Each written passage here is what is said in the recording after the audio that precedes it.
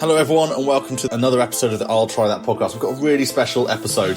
Obviously you're joined by myself as always with Matthew Barber and Richard Drabwell, but we're skipping through those intros because I want to get you to the good stuff. We're going to be here talking with Chemisphere Chemicals. Chemisphere manufacture beer line chemicals. Honestly, when they reached out, I was like, I just have to get you guys on because this is a whole world that is like unknown to us. So I'm really excited to be joined by Hance McGhie, who's the global sales director, and Allan Stevenson, who's the draft quality training manager and international Draftmaster. So guys, welcome. Hello. Thanks a lot. Cheers. Good to be here. Hands down, best title I think we've had on the podcast. So. Definitely.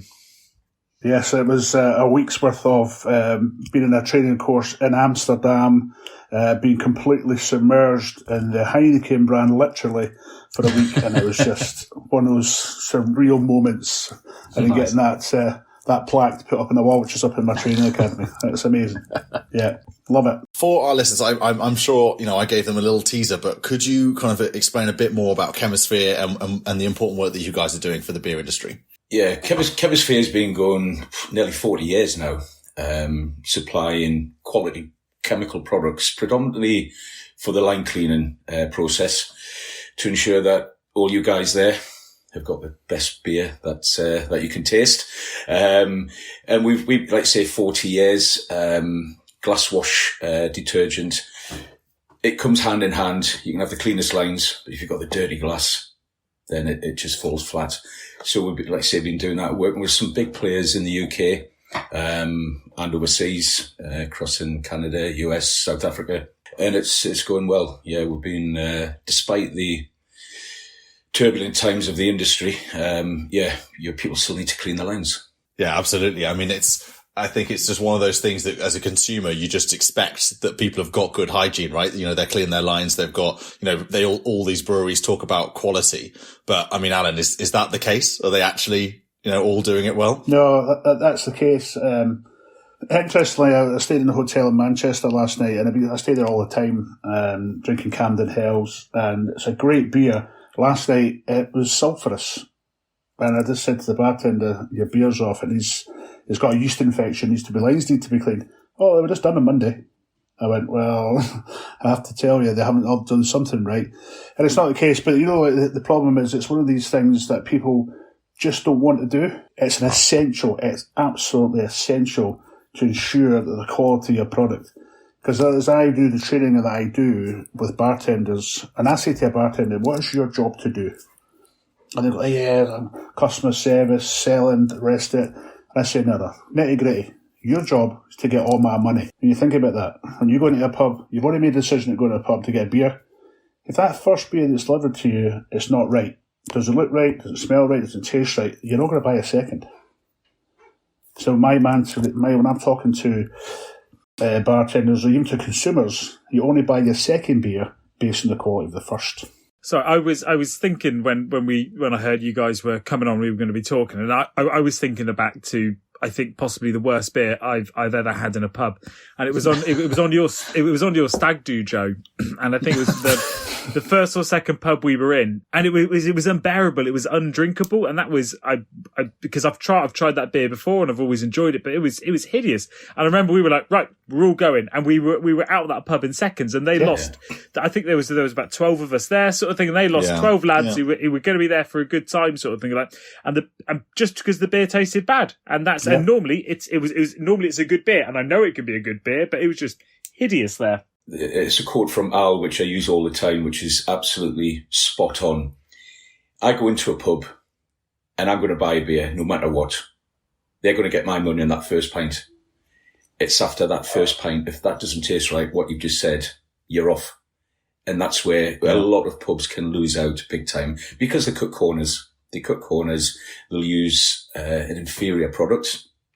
They'll not do it right. They'll literally skip the time process to do the line cleaning to save on the wastage, but invariably you end up with a bad pint and it gets handed back, and that's the issue in the trade as well. Not in all cases. There are some good bartenders, managers out there who really are really good, and they'll do it as it should be. But unfortunately, there are some, and if you knew what we knew, you probably wouldn't drink in a pub again. But that's another story. And it's a shame because nothing better walking into a pub and getting a mind-blowing experience of a beer served in the correct brand of glass with somebody who actually loves doing what they do.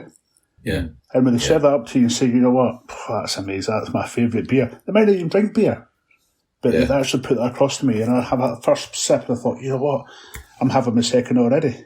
Yeah. I might have a third. Do you do food? What else are you doing here? And I'm on my phone to my mate saying, I just found this pub. Get yourself down here. Yeah. And it's quite cheap. It's only $4.70 a pound. $4.75 a pint. Yeah. £6.50, £7, £8. Not down where these guys are from, Al. Maybe up where we are.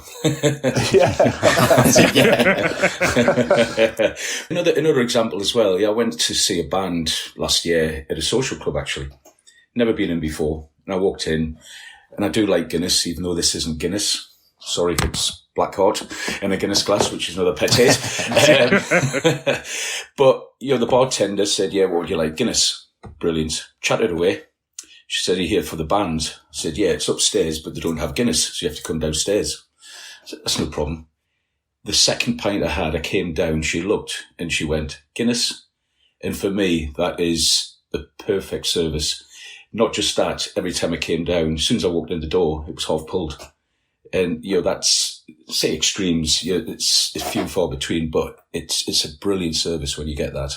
And it was a good pint as well. Well, I think you tapped into it. I think that's the role that like publicans and the kind of how we invite them into our lives and vice versa, right? That's the important role that I think they still play in society of that like kind of that person that you know, but you don't know. Yeah. It's that kind of dichotomy of things, but they know a part of you and what you want and your likes and things. And then you look at them in a way that's different to anyone else who might be providing a service because it's more, colloquial, I suppose, in that way and more kind of like instinct. Yeah. So you're absolutely spot on, guys. I'm like the kind of I've never gone back to a pub that has a terrible tasting beer, and it's not terrible tasting because I don't like it, but it's like, okay, like to Richard's point, it's like, I know what that should taste like. Yeah. And there's something off here. That's a major red flag. I'm out the door before you've probably finished it because it's like, that's wrong.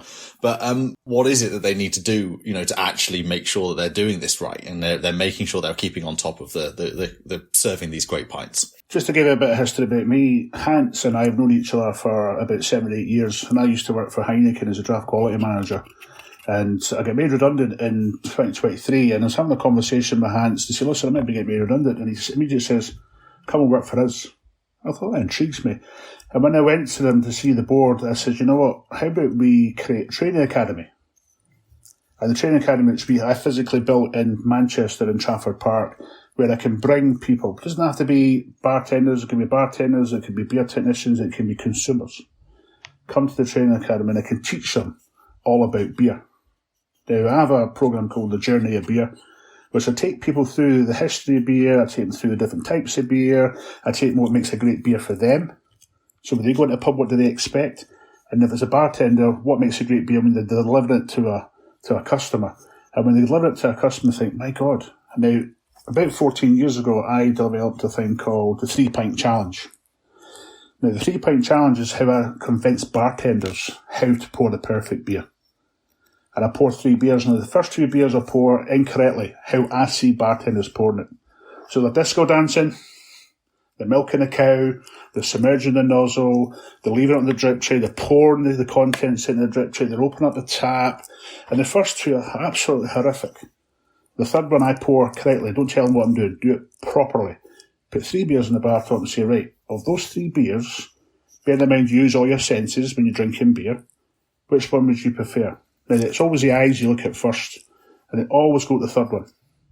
I say, why? It looks the best. Right, okay, let's taste all 3. First one will be quite, metallic, quite oxidised because there's no head in it at all. Second one is flat because I've knocked the life out of it. And the third one is fizzy, bubbly. If it's lager or if it's a stout, it's actually Guinness. I did it with Guinness, absolutely smashed it out of the park. And he said to me, how did you do that? I poured it correctly. Let me show you how to do it. And that's something that I developed to think, so maybe I can convince bartenders, because you think bartenders, to get a job in a bartender, what do you have to have? Unsociable hours, working for poor wages at times. Do you like the beer? Yes. But when it comes to training of a bartender, What do they need to do? Just follow Archie. Archie's been doing it for 2 weeks. He knows how to do it. Archie, this is how you do it. Who taught you? Oh, it was Willie. All right, how did you do that, Willie? And it's just crazy. Just think about this kind of tension. Yeah, that was my first experience working in a bar. Went behind, did a trial shift, worked behind the bar. Manager says to me, to be honest, he was a pretty good beer lover, to be fair, but he went, "You know how to pour a pint, right?" Yeah, I've seen it done. I don't want to go, "No, you're going to have to show me from scratch." Oh, yeah, I know. I said, "Oh, of course, yeah. Never done it before, but I know." We've even had groups into the academy, as Al said, and you get one or two. I've been in the trade 30 years. I know how to pull a pint, and I go, "Oh, you shouldn't have said that." And then it comes to the challenge, and we always say, "Right, you pull it." And I've been on Al's courses. I know exactly what's happening. I know exactly what the taste is going to be. And you watch them and you go, "Oh." And I look at Al who's going, And then we go, "This is how it's done." And in fairness, they turn around and go, "Do you know what? I've learned a lot. And that's the difference." And another example, I just told it today, I was in a meeting this morning and I was at a local pub after the football and they were doing what Al said, disco dancing, milking the cow, and it was pouring over in a drip tray. And I said, "Right, second pint." I said, "Can I just stop you there?" What? Hold at 45 degrees. It's flat. It's fine. Stop there. Push the tap forward. And it built that head up perfectly. And she went, "Wow, I've never been taught that." So I went back to my friend, looked down, and she's got all of her friends coming. "Yeah, look, this is how you do it." And for me, that was brilliant. You know, it's. Do you guys have? I'm assuming you guys must have a local pub you go to, and I'm assuming you've taught everybody in there how to pull the perfect pint in there, or at least I hope so. Yeah. Is it? You know, I stay in hotels a lot in Manchester, and there's one hotel. The one I stay at is the Holiday Inn Express, and I was in there one night, and I said to her, "Pint of Camden Hills," and she got a Budweiser glass out. She poured it in the Budweiser glass, and I says to her, "Oh, have you not got any Camden Hills glasses?" Yeah, they're over there. I went, "Imagine if I was Mr. Camden Hills. How would you think that would make me feel?" She said, "Oh, that would make you feel really sad." I went, I'm very sad. And she said, "You Mr. Camden Hills?" I went, "Yeah, okay." Yeah, but you're right. And the times when in the other hotel I stay in, and I walk into the bar, they go, "Oh no, he's here." Well, that is one of my pet hates, and I'm actually doing it at the minute, but that's by the by.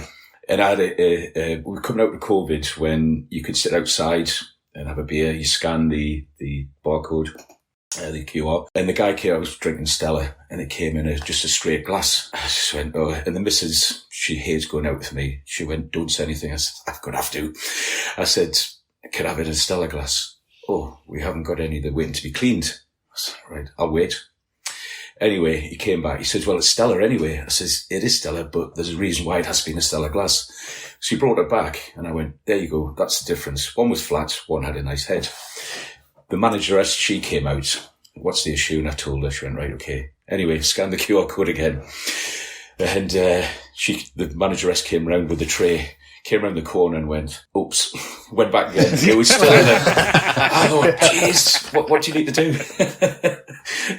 But it happens time and time again. And I've had a Guinness in a Coors glass before, you know, and it's unacceptable. It really is. Yeah, it's unacceptable. And not just about the whole, like, the branding, you know, your wrong product with the wrong branding, right? But it's like these companies and the breweries put so much time and energy and money into developing the glassware that's right for their product. Yeah. I mean, you go to Belgium and they've got so many different kind of glassware for all the different types of beers that you have. I mean, it's like it's an ongoing joke of like, "Oh, you can't have a Weiss beer in that glass. You can't have a Dunkel in that one. You've got to have all these different ones." It's wild, you know, the kind of level of like investment that goes into that because they have to get it right and the time and the craft that goes into that. Yeah, well, it's actually, funny. I think you mentioned to me, Al, when I was in Durban this time last year, ordered a Stella and it came in a chalice, but it was flat. It didn't have any nucleation on the bottom. And I think you said, "Al, it's just for the UK or the European market."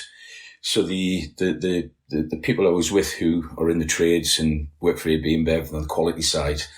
And I showed her a video of a pint from the UK, and she went, "My God, that looks absolutely, it's just alive," compared to that one, which was flat. It looked awful. The following week, she sent me a video of a chalice. She'd actually got the guys in. I think it's all over South Africa now, where they've actually got the nucleated bottoms because it just brings it to life. The interesting you talk about developing glasses, and I worked at Heineken.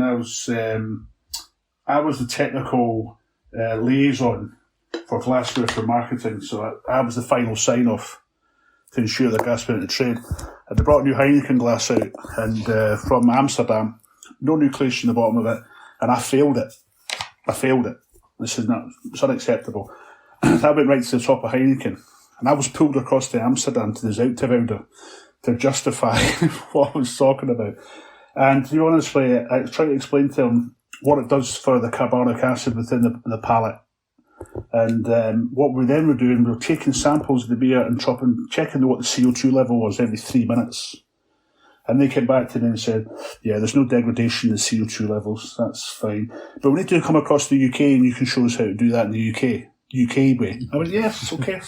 Came across the Caledonian Brewery in there, do the same setup, and our health and safety manager went absolutely mad because we're using caustic soda in the bar top, pumping it into glasses of beer. And so they could drop test it to take the carbonation levels in it. And the thing is, it's all about how it affects. And you think about the nucleation level in a glass, that started when lager went cold in 2002 when Carling Extra Cold came out. Foster's Super Chill came out. Because the beer was so cold, the CO2 wasn't actually coming out of solution. And it was technicians scratching the bottom of the glasses. Look, the beer's not flat. Dropping a penny into it, dropping a bit of salt into it, just to show the customer the beer's not flat. And then somebody at market thought, oh, it's a great idea. And what we know, we've got glasses, the beer's jumping out of the glass. But we've now got to a level, and if you can see this one here, I don't know if you can see that beer, but you can see the seeding in that. That's the new Kronenberg glass from Carlsberg. And Kronenberg for me is one of the best lager brands you can get. And when they bought this glass out, I was a bit sceptical about it. And then I tested it and I thought, oh my God, it looks amazing. And it's in a bar, not in a can I'm drinking just now, but in a bar, poured correctly. And the head's domed and it's got a meniscus head in it. And I said to this bartender, what do you think of that? He says, can I have it? No, it's mine. And he went, that looks, how did you do that? What have they done to the is it the combination of the glassware and the kind of the skill of the bartender knowing what they're doing as well? Yeah. Because all of these things are like after the fact, like the beer's the beer, right? It's still the same coming out of the brewery. It's these other added effects that just people overlook almost of like the experience of beer that you get at the end as a consumer. Yeah. And I think at times, and I was doing a training session in North Yorkshire at Holmfirth on Wednesday night, and the first time I walked in, all the glasses were really, really filthy dirty. I mean, filthy dirty. They're all stacked together, so they're all full of condensation. And I said to the general manager, says, right, first of all, before we start training, just to let you know, the glasses are really, really poor. She went, oh, is it? I didn't realise. What's the matter with them? Nobody's complained. I went, well, maybe because they don't really know. But what I found here was in the glass washer they had, instead of having detergent and rinse aid, they had 2 bottles of detergent. So it was rinsing and detergent. So when they come in the glass, it was all slimy. So what the staff were then doing is put a scoop of Renovate powder to remove rinse aid back into the wash and put the glasses through with a caustic cleanser and then put them back on the shelf. And I was like, you have one of these moments in time you think, right, where's Jeremy Beadle? He must be hanging with somebody. This is just mad. And I did a 3-pint challenge with Peroni in them. And I again, when I worked for Heineken, that was well, we can't touch that. But see now, I'm an independent. What a fantastic beer brand. And that's when you work for a brewery. Oh, we can't touch all that. But, it was educating, and they went, and I said, what's all these 3? And they went, that glass is filthy, Alan. I went, no, it is. They went, all right, now we know. So that gives me the greatest sense of achievement. Then somebody walks away thinking, you know what, I can do something a bit different to me. And as I said, your job is to ensure that consumer has a great experience and buys more beer. Also for the retailers, how much wastage they've got. Yeah. What goes into the drip tray. And one stat that I use all the time is one drip tray per year is worth about just short of £2,000 a year in lost sales. One drip tray. Oh, wow. Yeah. Average tap count in the UK is 10 taps per bar. So it's potentially £20,000 going straight down the drain. Yeah. And I ask retailers, do you measure your wastage? No. Well, maybe re-guesstimate it. So, and it's just thinking, right, okay, let me get back to basics here. Yeah. And every time we do a training session, everybody's like, oh, I want to learn, but nobody's out there to teach us how to do it. What I said, as I said today in a meeting, and you guys more than welcome will come down and we'll do a training session with you guys, and we'll do that perfect pour, the 3-pint challenge.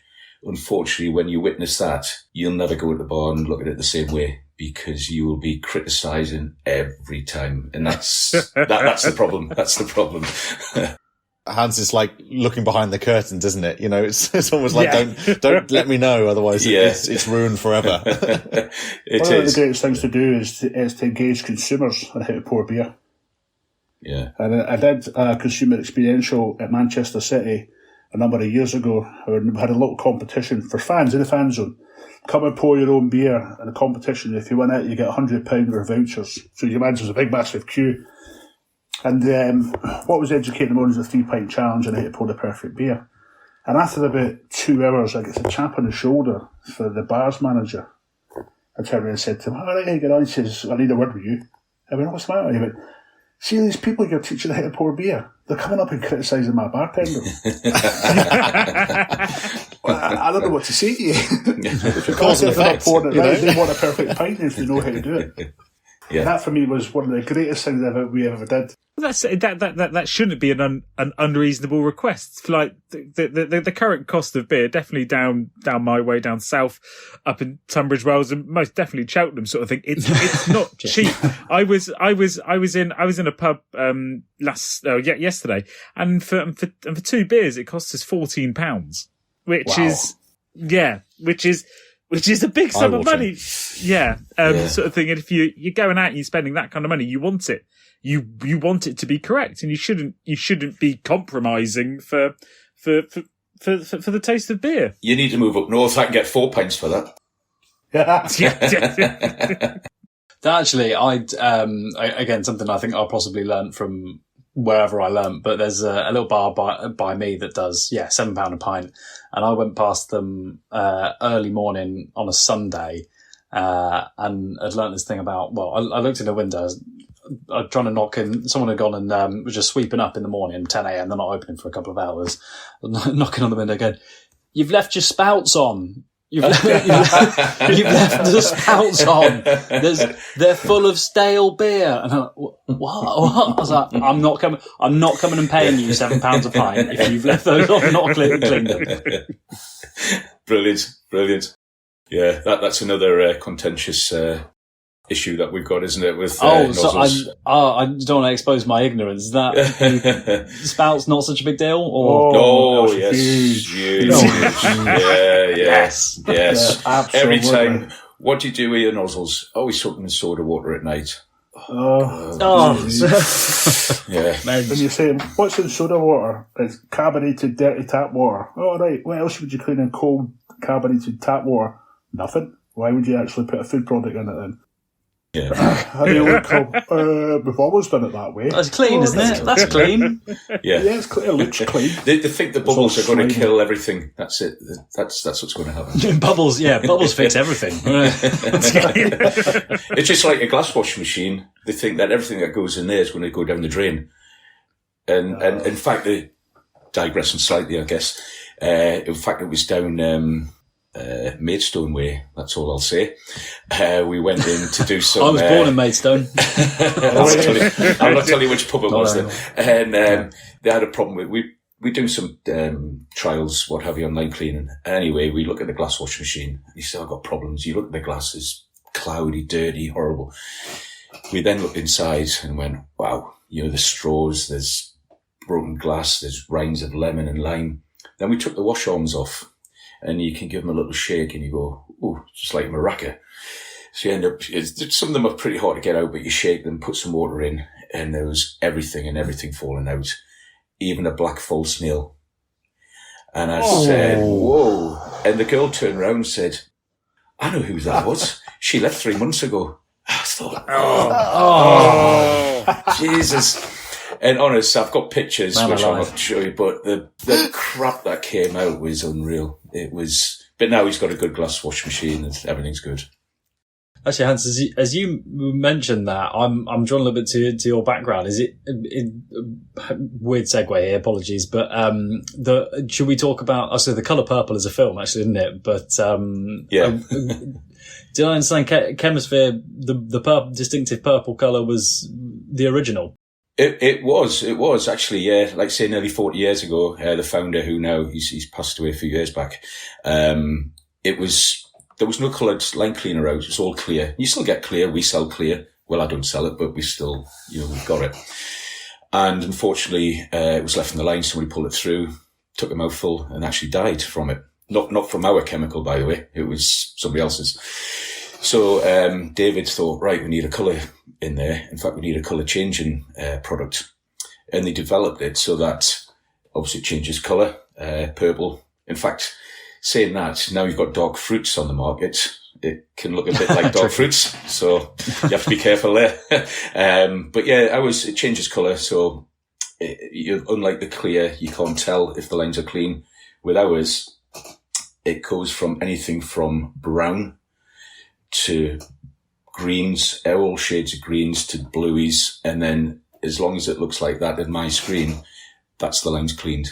So it's got the indicator. So we got the liquid. We've now got the powder version as well, which is easy to use and transport and store. I remember that from cleaning lines was that distinctive purple colour, and yeah, the green was always a get away from it, or sort it rather. I was going like that. I know what he's going to say. With ours, there's good products on the market. Don't get me wrong. They use a different element inside, which is caustic soda. Now, caustic soda is harder to rinse. With ours, caustic liquor, it's more expensive, but it rinses so much quicker. And a great example, which again told today, is Tottenham Hotspur.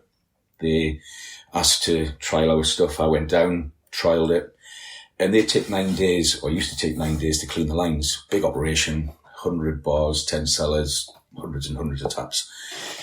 Wow. From purely just on the rinse cycle, we reduced it by 1 day. Now, it doesn't sound a lot, but in wastage terms, it's huge. Yeah. And that's the beauty. I like to go out and do line cleans because I'm sad like that. I enjoy doing it. And as soon as it comes to clear water, you got the test papers and you can use your fingers, maybe not in front of Al. And that's it. It's done. It's clear. It's out. Get the beer back on and off you run. Hans, I'm interested to know how the training academy and Chemisphere, how this is kind of like evolved, maybe a conversation, or you entered you into new conversations that you maybe probably weren't privy to or able to have beforehand. Yeah, absolutely. With existing customers, existing distributors, they've benefited massively, haven't they, Al? Coming in, without naming them, but yeah, they've come in, and yeah, we in the training academy. It's a great setup in Manchester, but we take it out of Manchester and we can travel anywhere. So if you said you want to be in the Red Line down where you are, we can meet there. We can get, teams of people together and actually do it like, in many ways, it's probably more realistic because in our setup, it hasn't got spiders, webs or damp anywhere. And, it is clinical, but coffins.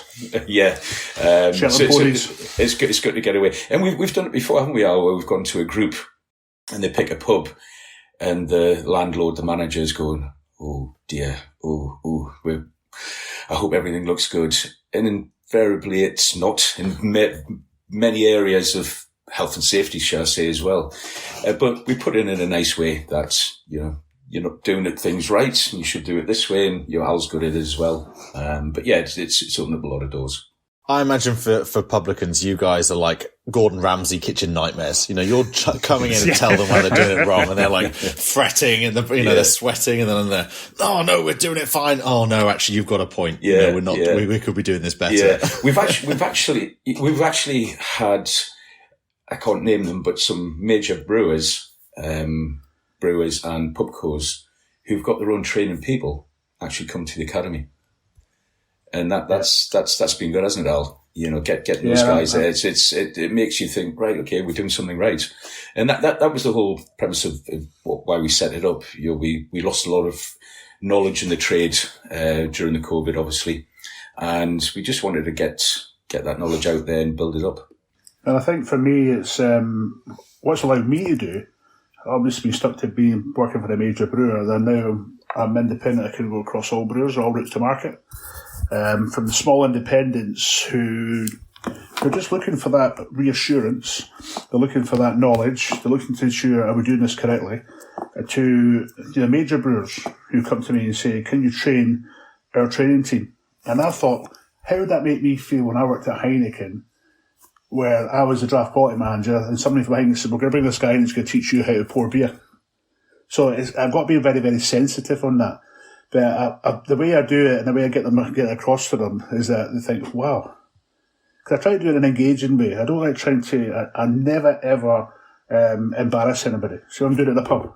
And I'll take the manager one side, right, I'm going to pull the cellar apart, but don't worry about it because everybody's the same. So don't take anything personal because I'm going to teach you how to do it. Right, okay, thanks very much. Go for it. Right, okay. I've never had anybody taking a bad reaction to say, those fobs are full of yeast. That's because you're dirty, horrible manky. I'll never ever say that, you know what I mean? But you want to say it, you're thinking, my God. But it's the education piece of thing, you know what? Adding value and making a difference is kind of two key things that I have to achieve. That's what I want to achieve. If I can add value to you, make a difference to you, that you can then take to somebody else and somebody else. At the end of the day, as I say, when I used to work with the tech services teams, they're all bickering and shouting and arguing, who's going to do this and who's going to do that and who's going to pay for this. I would say, guys, you're losing sight of what's really important here. The most important thing is the customer. That's not the consumer, it's the customer, the publican, who can't pour his beer. Get it fixed, and we'll argue about it later on. And that's what I used to do at Heineken, and go in and go to the publican, how's it working now? Oh, it's great. Can you come and do some training with my guys? Absolutely. No problem at all. And it's the value. So, sorry, yeah, the training, yeah, again, I've been on many, and again, you're more welcome to go on it. And over the years, without going into full detail, you'll go around the room, what beer do you drink? And I'll tell you about that beer, where it's come from, how long it's been brewed, blah, blah, blah, blah. But then obviously you get the odd one who goes, I don't drink beer, I drink tea. So obviously Al cottoned on to that. So Al knows everything about tea and coffee to backfire. Well, I can tell you about Tetleys and what kind of bag do you have? Is it a pyramid? Is it a square? Is it a round? What temperature do you want that to be in? And I always remember that one you're talking about. And she just looked at me and she sat down and she went, oh, bugger that. Yeah. She was going to, you know how sometimes you get a distractor in a room. Yeah. You get a distractor, and she thought, I'll be the distractor. And I went, tea. Oh, tell me all about tea. It's true, but every time I say to somebody, what's your favourite drink? They automatically go, alcohol. I don't drink, so what do you drink? Or I drink water. What kind of water do you like to drink? Is it bottled? Is it draft water out the tap? Is it glass bottle? Or is it... And they go, oh my God. Oh, yeah, I like a glass bottle. Is it carbonated water? Is it spring water? I just try to engage people just to relax and come out of their shell, which is really important. Is that stout, Hance? Is it good? It's actually good. You know what I did? And it's okay now. They were a bit warm, so I put them in the freezer. And this one froze. So hopefully it's all right. So, in fact, you were talking about the perfect pour, and I'm just looking at this one, and the way to pour this is... Richard's already done it, mate. He's beat you to it. Like that. Straight up. Yeah. But Richard, you've been using a Camden Hills glass, eh? I am, yeah. I've currently, it was, my missus is currently cooking in the kitchen, so I can't. It was the first glass I could grab to drink my 0-0 Guinness out of. So 0-0. Yeah, well, I'm going for dinner later, and I'm the designated driver tonight, so I've got to. Yeah, very responsible. A responsible man. I was digressing slightly. I was in Galway last weekend before, and we sank a few Guinnesses, not zeros, but yeah, we sank a few Guinness. Yeah, I do love a Guinness. Yeah, Yeah, you can't beat it. So, guys, how can people get involved with Chemisphere? How do you, like? Is it through the what do you want people to kind of reach out to, and kind of, is it through the training academy? Do you want people to kind of go through the website? What's the best way to get involved? Drop me an email wherever it is. Whether it's we can offer advice as well. We've on the other side of Chemisphere is Beer Piper. Now, we bought them just over 7 years ago when I joined, and it's an automated system. Now, sometimes you say automatic line cleaning systems and people just go, oh, forget it. It has that bad press over the years, but what we've developed, or Jan, our colleague, has developed is absolutely brilliant. And I'm currently out in trade. It's on the final stages. It's there, but we just want to, do a few more cleans. And I've offered, free cleans to people to say, no obligation to buy anything. We just want to test the system. When people say it, they go, this is interesting. This could save me a few quid and it's going to make my life easier. So that's, there's that as well. But yeah, if anyone's interested in, again, your listener base, more than happy to, go and contact us at Chemisphere, mention myself or Al, and we'll get in touch and advise. And if they want to sample some products, or they want a clean, then we'll come out. Definitely, that's not a problem at all. And on our website, there's a training academy section to it. So you go in, there's a drop down box. It gives you a bio about me, tells you a bit of me, because a picture of me, etc. It is a picture that was taken a few years ago, but and also importantly, it lists all the training courses I offer. And what the objectives of the course are, what the learning outcomes of the course, and obviously price on that. And when anybody puts an inquiry, it comes straight to me. It doesn't go anywhere else. It comes straight to me, and I go straight back to the customer the same day to get a bit more information. And that's how I've learned new customers coming into us who are just looking for a bit of advice. We've also developed some training videos on our website as well on line cleaning. So, and it's quite interactive and it's quite modern. And it's Jan is I was the director. Linda, market manager, was the film, the camera person. Wilf, her manager director, he was he wrote the script. I was in the pub. You were in the pub. And Jan was the actor. And it's one of these things, you've been standing in a gimbal, and we've got some music on it. But it's just, do beer line cleaning. It's a straightforward process, but we've thought a bit of fun to it. So it's and then the thing is, so that's how we can contact. So yes, we're doing really quite well. We're trying to get just added a bit of difference to the industry. That's what we want to do.